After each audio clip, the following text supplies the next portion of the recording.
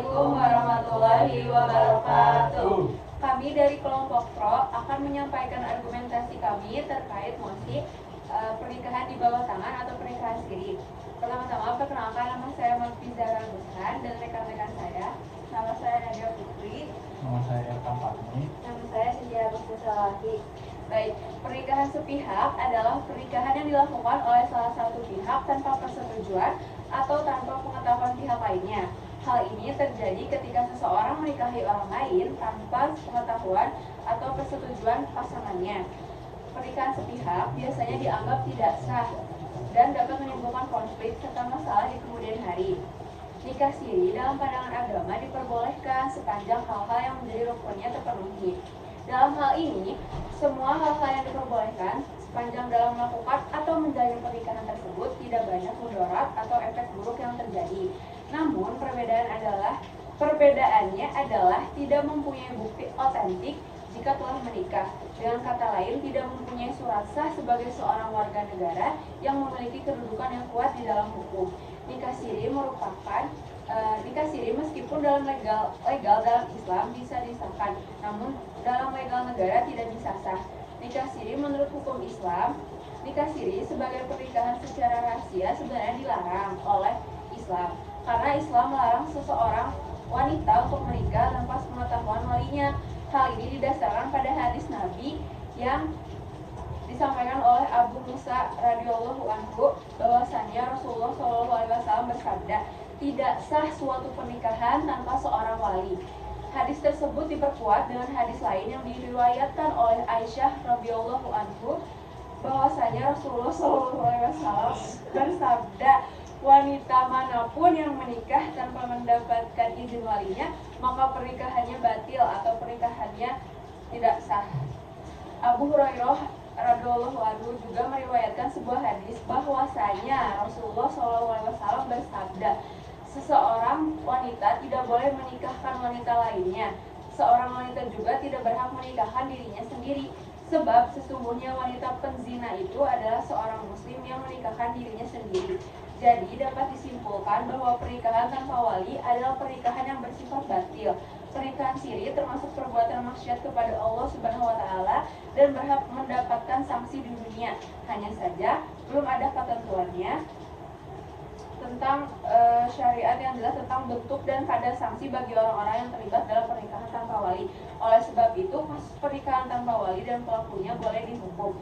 Seorang hakim boleh menetapkan sanksi penjara, pengasingan, dan lain sebagainya kepada pelaku pernikahan tanpa wali. Selanjutnya akan dilanjutkan oleh rekan saya. Baik, nikah siri menurut hukum negara. 1. Pasal 143 Rancangan Undang-Undang. Pasal 143 Rancangan Undang-Undang yang hanya diperuntukkan bagi pemeluk Islam ini menggariskan setiap orang yang dengan sengaja melangsungkan perkawinan tidak dihadapkan pejabat pencatatan nikah dipidana dengan ancaman hukuman bervariasi mulai dari 6 bulan hingga 3 tahun dan denda mulai dari 6 juta hingga 12 juta. Selain menyinggung masalah kawin siri, ini juga rancangan undang ini kawin siri, ini RUU juga menyinggung kawin mutah atau kawin kontrak. Pasal 144 Rancangan Undang-Undang. Pasal 144 menyebutkan bahwa setiap orang yang melakukan perkawinan mutah dihukum penjara selama 3 tahun dan perkawinan batal karena hukum. RUU ini juga mengatur soal perkawinan campur antara 2 orang yang berbeda kewarganegaraan.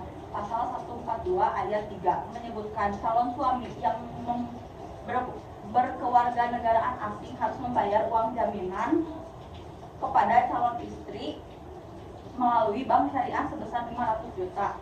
Ada beberapa alasan pasangan memilih pernikahan siri juga, antara lain menunggu hari yang tepat untuk melaksanakan pernikahan tercatat di KUA dengan alasan selama masa tunggu tersebut tidak terjadi perzinahan. Kedua belah pihak atau salah satu pihak calon mempelai belum siap lantaran masih sekolah atau kuliah atau masih terikat dengan kedinasan atau sekolah yang tidak diperbolehkan nikah terlebih dahulu. Dari pihak orang tua, pernikahan ini dimaksudkan untuk adanya ikatan resmi dan menghindari perbuatan yang melanggar ajaran agama seperti zina. Kedua atau salah satu pihak calon mempelai belum cukup umur atau dewasa.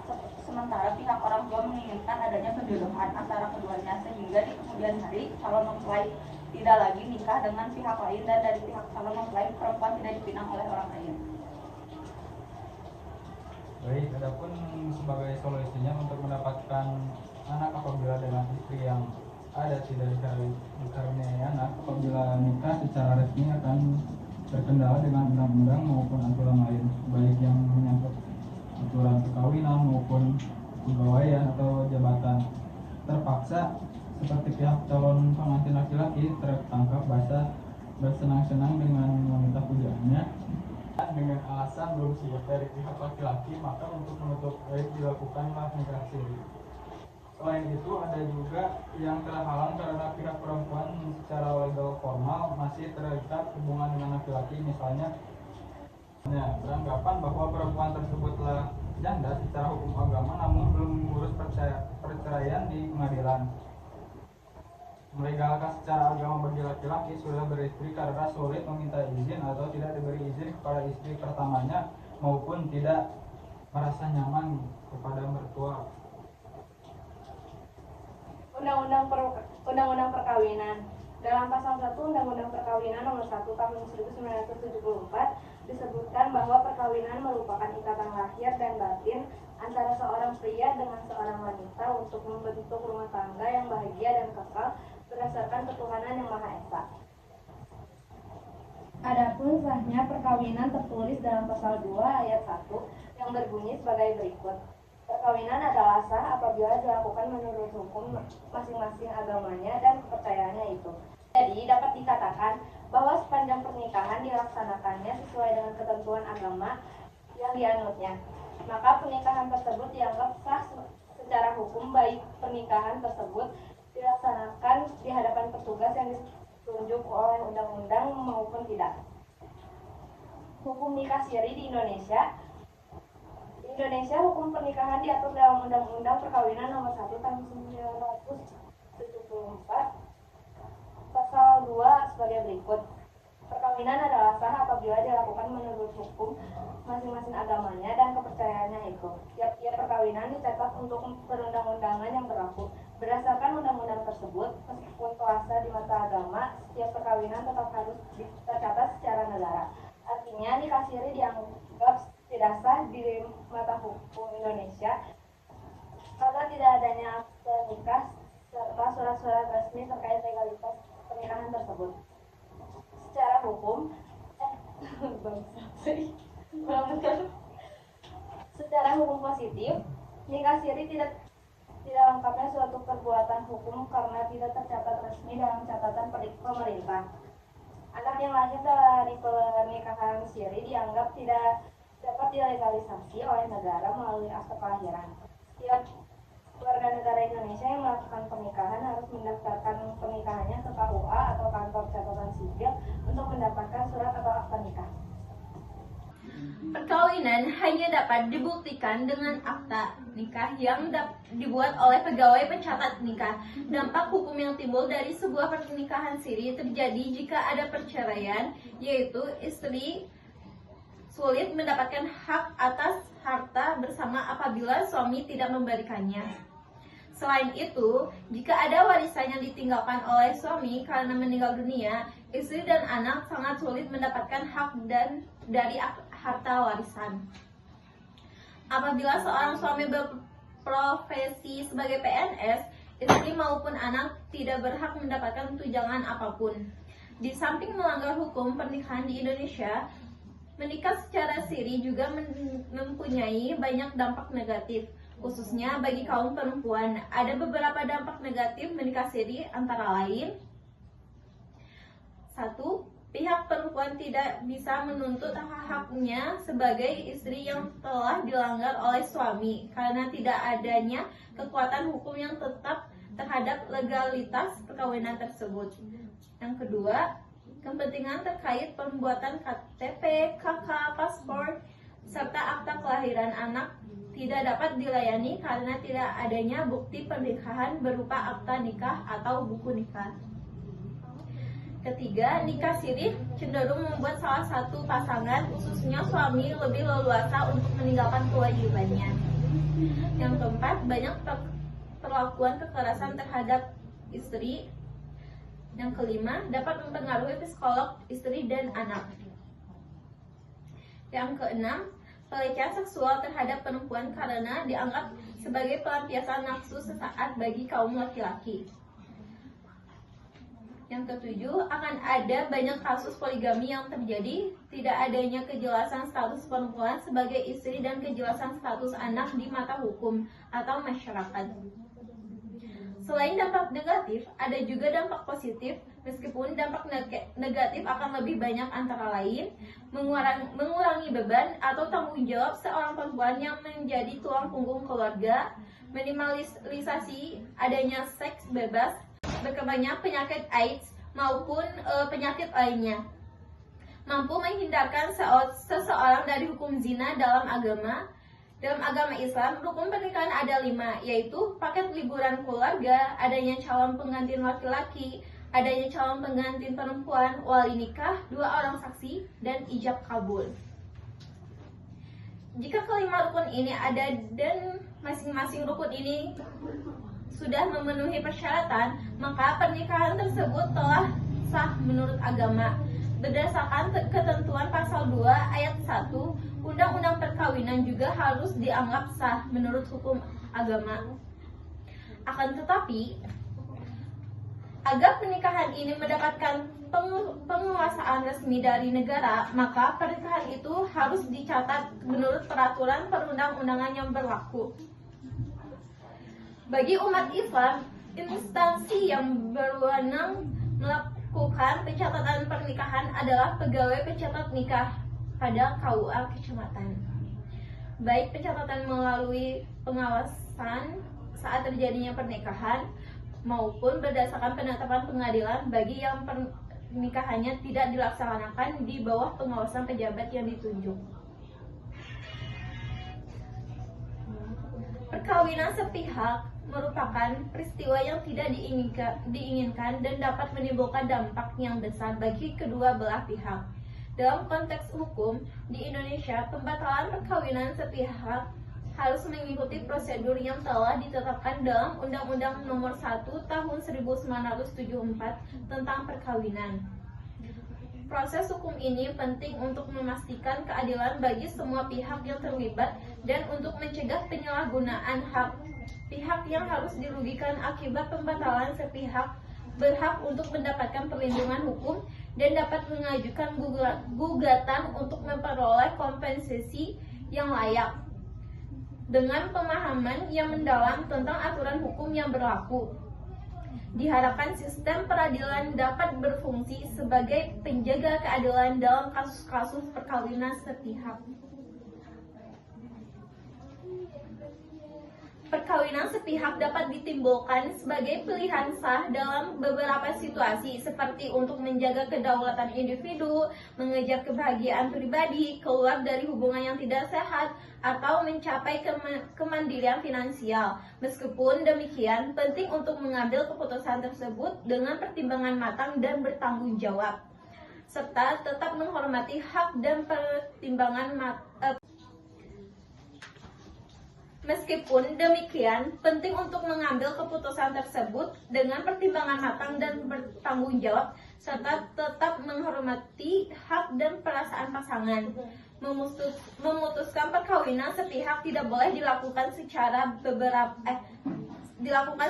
gegabah untuk menghindari berbagai konsekuensi negatif yang dapat ditimbulkan bagi kedua belah pihak yang terlibat.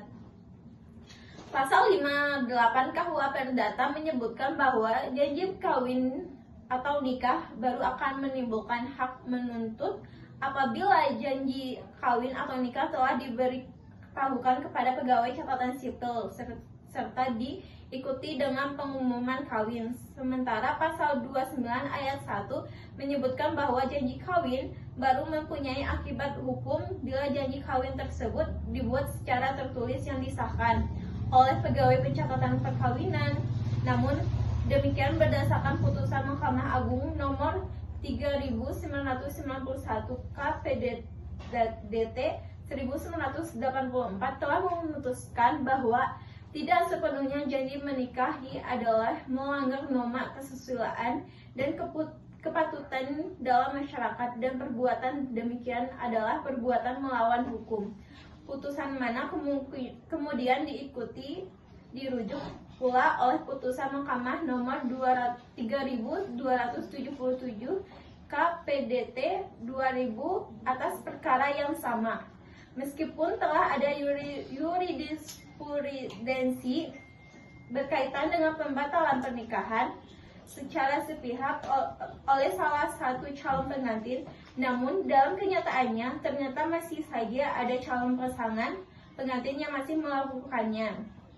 Sebagaimana telah terjadi pada kasus dengan registrasi perkara nomor 5 PDTG 2019 PN BMS. Adapun tujuan dari penelitian ini ada dua, yaitu untuk menganalisa dan mengkaji faktor penyebab pembatalan perkawinan serta akibat hukum pembatalan perkawinan secara dua pihak. Penyebab pembatalan perkawinan serta akibat hukum pembatalan perkawinan secara sepihak, sementara tipe penelitiannya yaitu yuridis normatif dengan 3 pendekatan, yaitu pendekatan konseptual. Hasil dari penelitian ini menunjukkan bahwa secara ilmu tidak ada kajian khusus terkait faktor penyebab terjadinya pelaksanaan pernikahan, tetapi dalam beberapa artikel dapat disebutkan secara umum bahwa faktor penyebab yaitu perdebatan,